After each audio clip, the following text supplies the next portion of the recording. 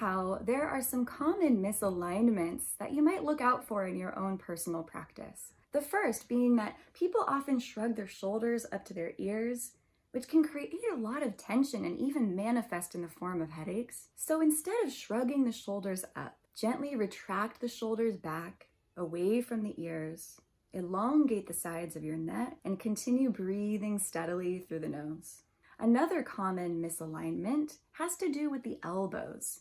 People frequently hyperextend the elbows because weight is being pushed down through the hands. So if you have a tendency to hyperextend at the elbows, bring a soft bend into the elbows and gently engage the muscles surrounding them. This will help to stabilize the joints, ensuring healthy elbows for a long time. Another common misalignment is in the curvatures of the spine. It's common for people to have an excess curvature, perhaps in the upper back or in the lower back, and sometimes that can be exacerbated in the way that we practice cat and cow.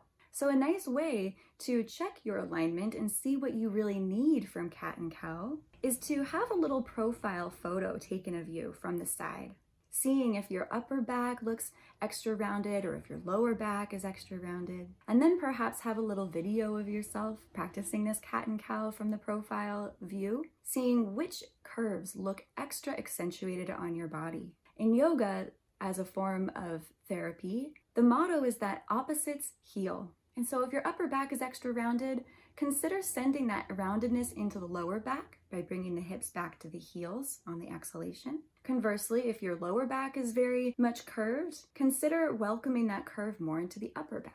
Feel free to keep exploring what feels right in the body, and that can change over time.